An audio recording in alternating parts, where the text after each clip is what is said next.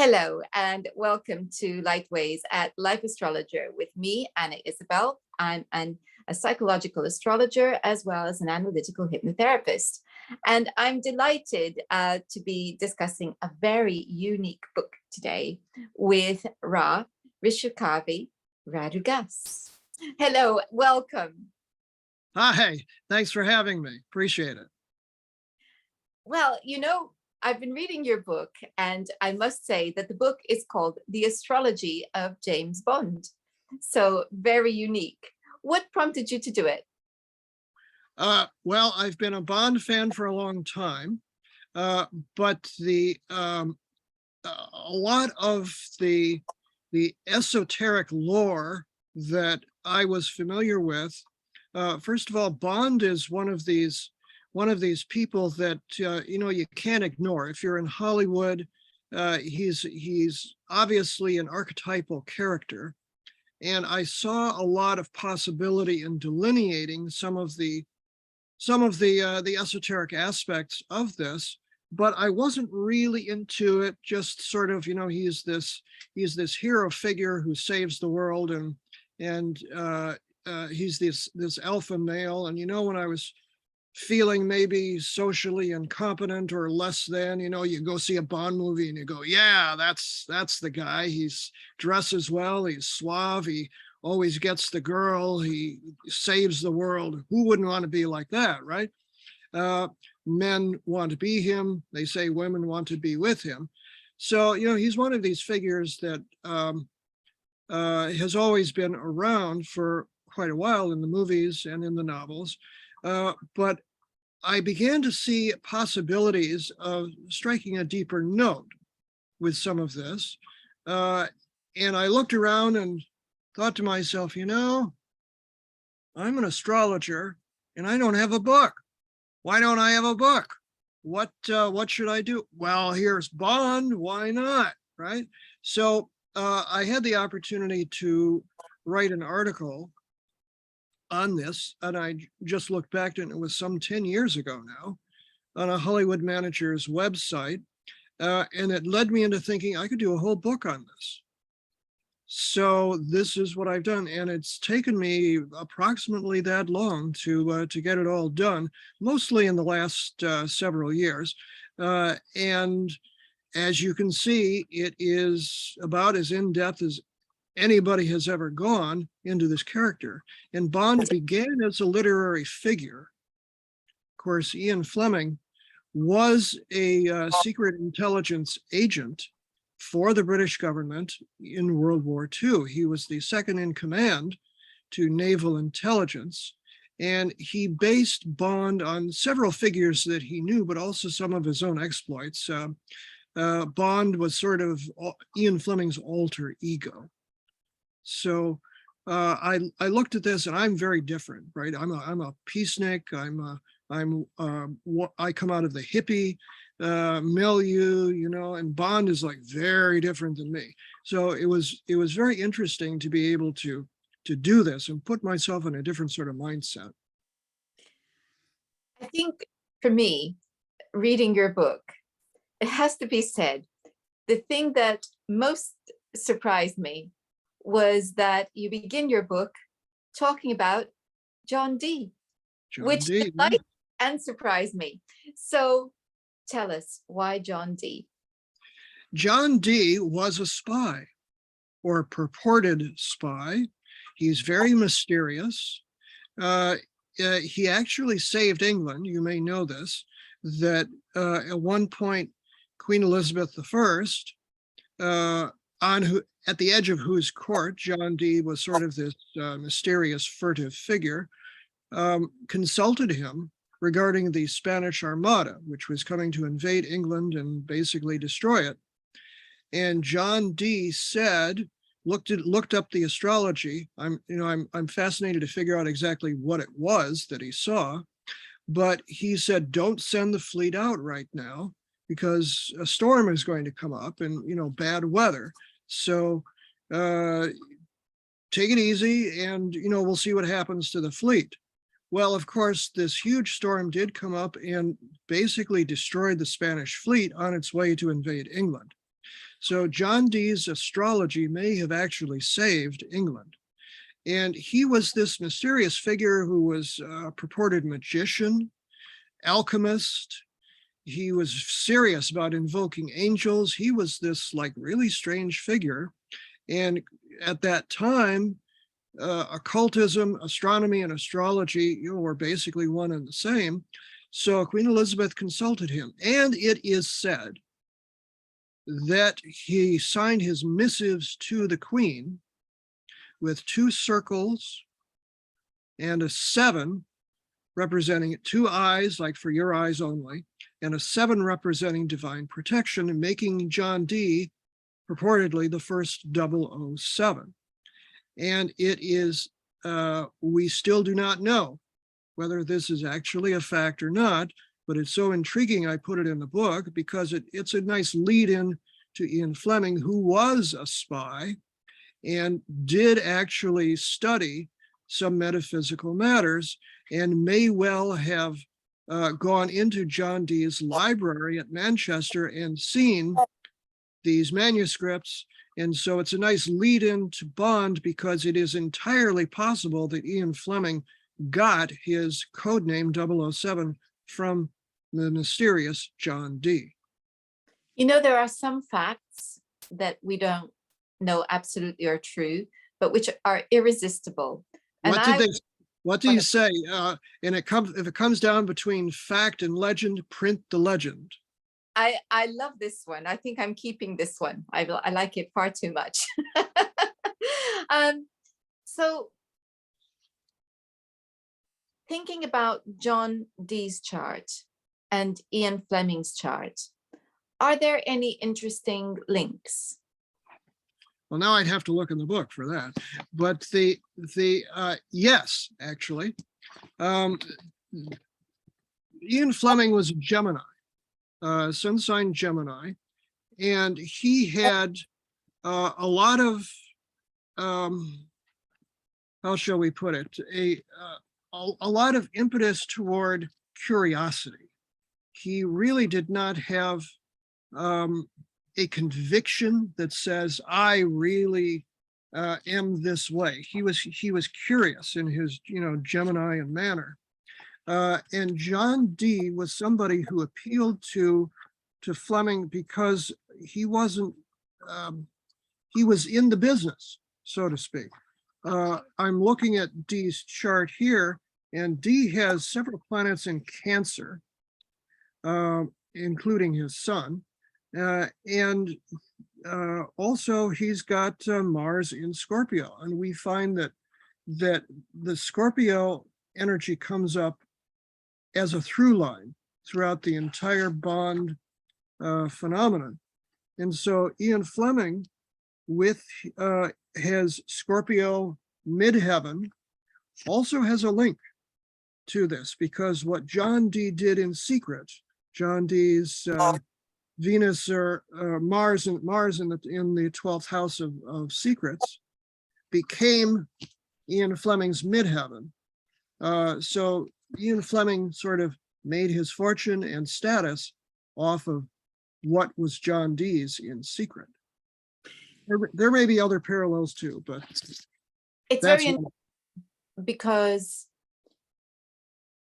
we could all kind of lay odds on Scorpio being or the 8th house being very strong in the charts of spies.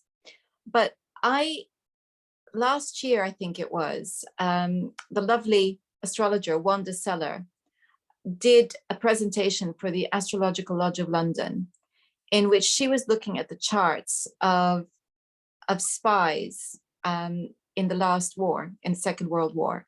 Mm-hmm.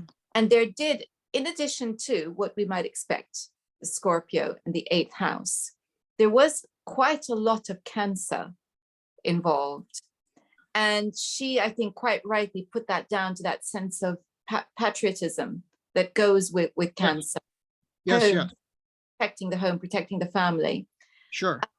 And here's the other thing, strong 12th house also was often seen, which of course we might expect. So I find it fascinating that there it is in John Dee also and Ian Fleming. Yes, no, there are no accidents here.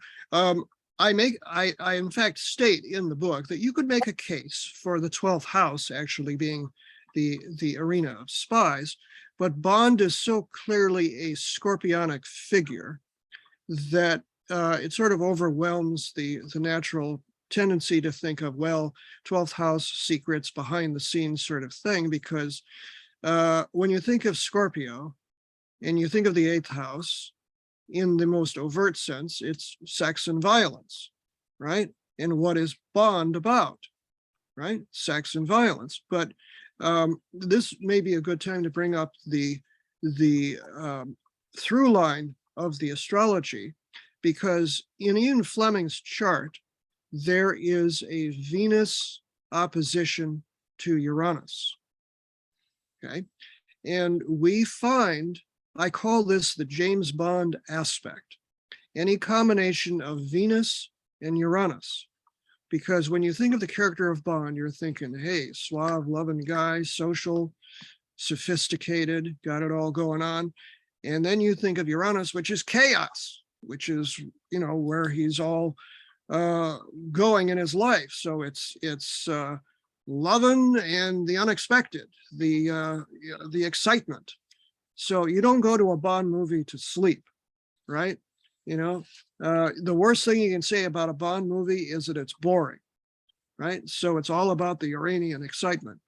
But the aspect of any combination of Venus and Uranus is a through line in the actual actors' charts who have played Bond. So if you, I don't know if you had read that already, but there is actually an energetic connection in many of the actors' charts who have played Bond that ties them all back to Ian Fleming. What are the odds of that? It's almost like destiny, fate, astrology says you're the one to portray Bond because you have the energetic through line. It's that energy signature code. It puts me in mind of the interview I did with Alex Trenoith about her book, Mirror, Mirror, which Yes. is exactly about these links Yes. between the characters and the actors and because with her, she was looking at biographical stories. Yes. and how the actual characters that the film is about, there are signature links that can be seen through the charts in the actors playing the parts.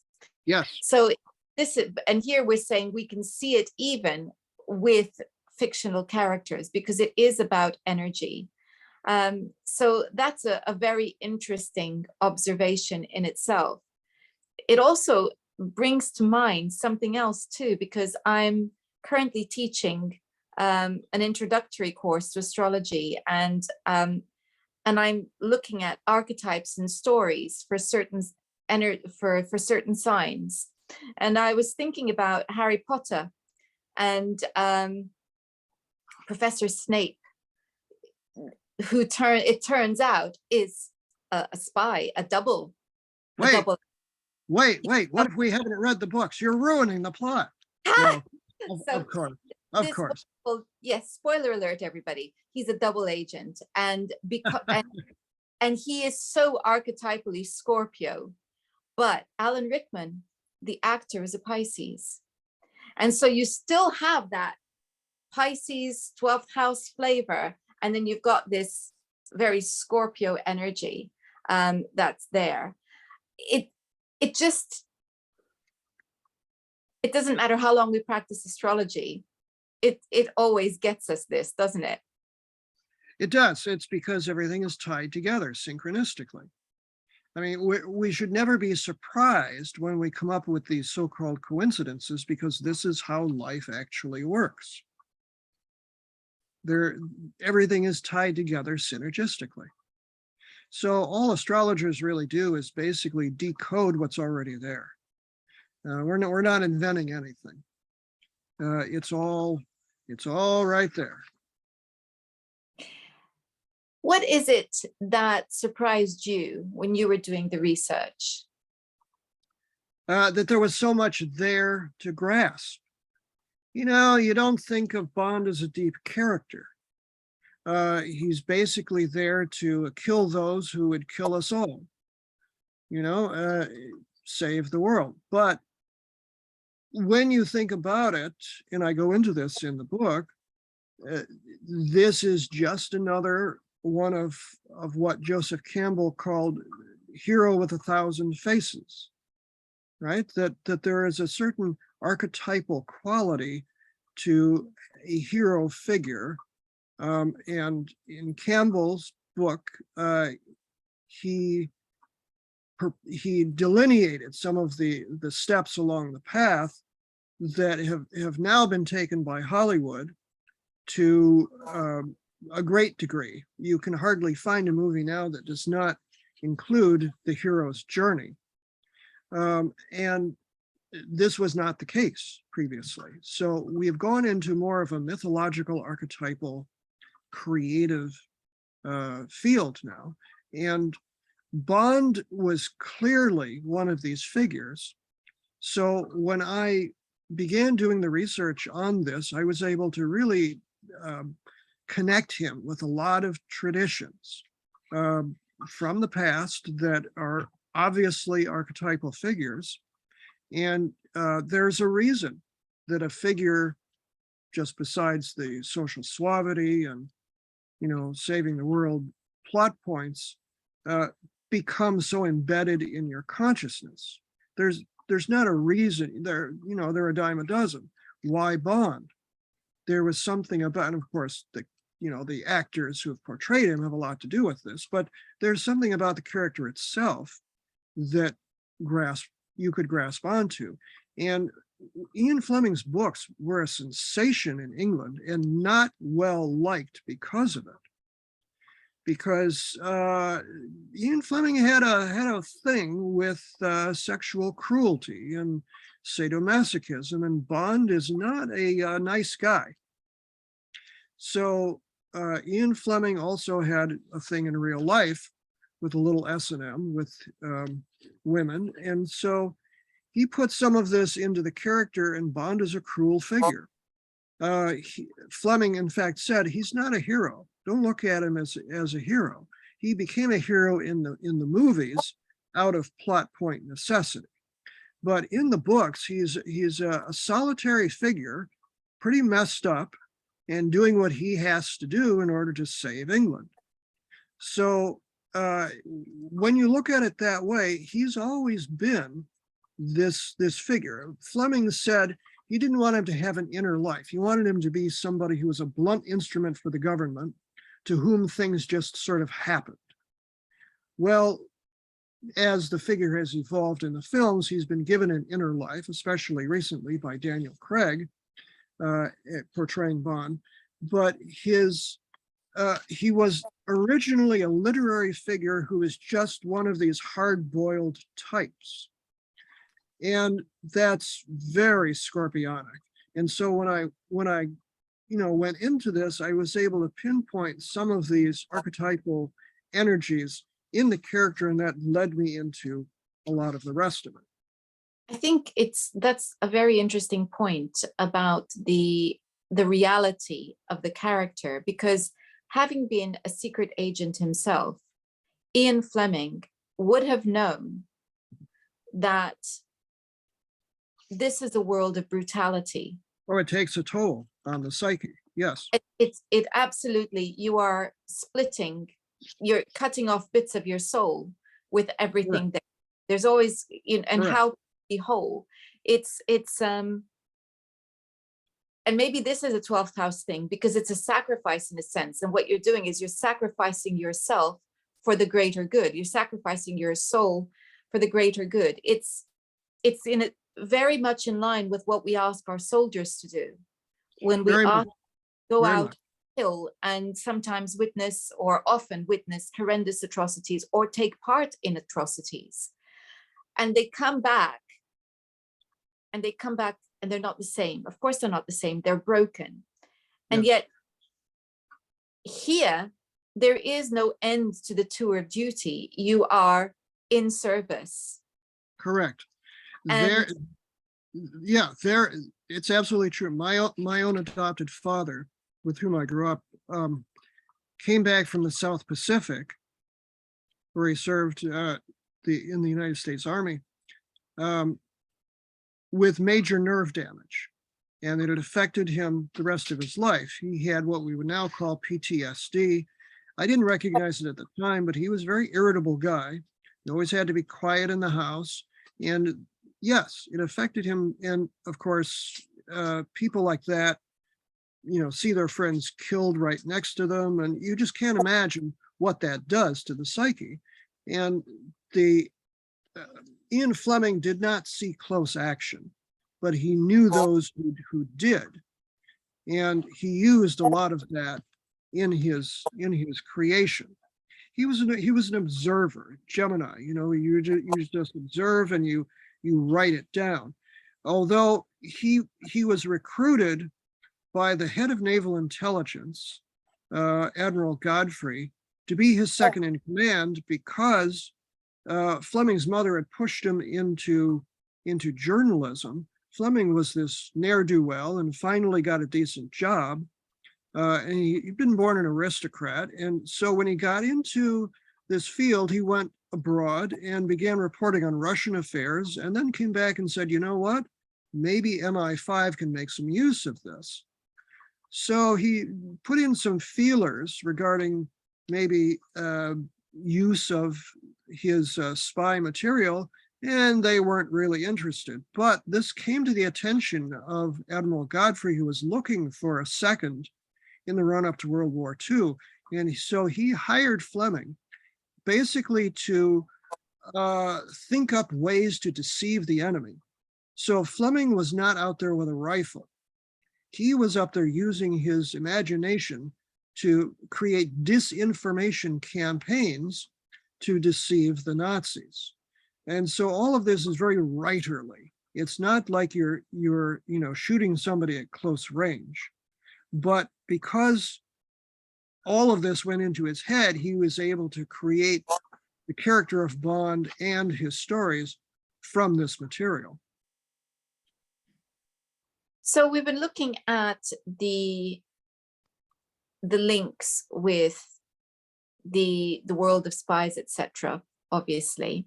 But I think I wanted to kind of head back towards where we began with John Dee and the mystical side of things, because there does seem to be within Ian Fleming himself an interest in the mystical side of life that is linked back to his mother's. Tell us about that.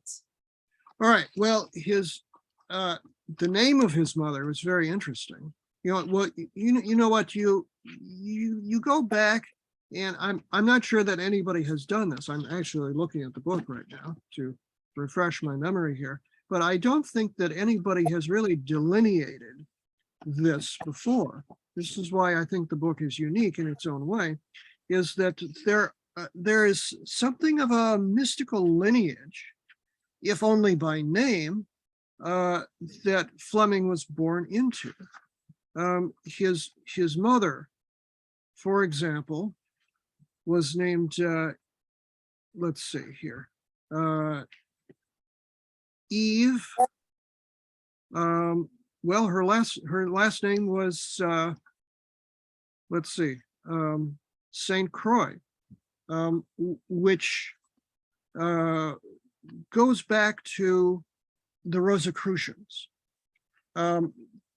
There is, if only by name and at least some lineage, a mystical tradition into which Fleming was born. And while his own parents were these upper crust, Edwardian, stiff upper lip, do your duty and don't complain sorts, Fleming was a very sensitive sort, and wanted to emulate his father. And he had a brother who was this shining figure, and so there was a lot of sibling rivalry there. And Fleming just did not have much self-esteem at all and kind of flopped around. He liked to get laid, but that was about it. And so his mother kind of thrust him into these different situations, including a couple of people who turned out to be spies, who were running this school for sophistication, social sophistication, in Switzerland, and they turned out to be spies. And so some of this was sort of, happenstance, but it may not have been, all of that coincidence either, because in the circles that Fleming ran in, there was a great interest in occultism, and especially after World War II, theosophy, anthroposophy, some of these things were very prevalent because it had been such a catastrophe. It wiped out an entire generation of English young men that people were very interested in contacting the dead and finding out the bigger questions, asking the bigger questions of life and finding out some of these answers. Well, this was Ian Fleming's youth, and he ran in some of these circles in which occultism was a big thing. So he met some of these figures, and it is said that he'd had his chart done by Sybil Leek, the most famous, witch in England, who actually, it is said, predicted his death as well. He had attended some seances. He had an interest. How deep a conviction, we don't know. I suspect it wasn't like, yes, I actually believe this sort of thing, but I'm interested in it just because I'm curious and there might be something here. And he had a passing acquaintance with Aleister Crowley, and he met William Butler Yeats, who had a medium as his wife. So he ran in some of these circles in which he was actually acquainted with people who were deeply into metaphysics. And he met Carl Jung. And Carl Jung had written a disquisition on the magician Paracelsus, which Fleming asked to translate. He actually did that. So Fleming, you don't know how deeply he was actually in his soul into this, but there was something there. Yes, and clearly a great deal of curiosity. Well, I do hope that our conversation has piqued the audience's curiosity, and that they go and find your book. And I'll be putting a link to that in the box. But if people wanted to find you and learn more about you and what you do. Me? Yeah. Okay. Well, I'm on Facebook, Instagram. In fact, I do daily astrology forecasts on both of those. You can go to, especially to my website, if you would like to book a personal reading with me, which is starpresence.net, not com.net, starpresence.net. I like to say at the end of my little videos that remember, from the very moment that you're born, you've got star presence.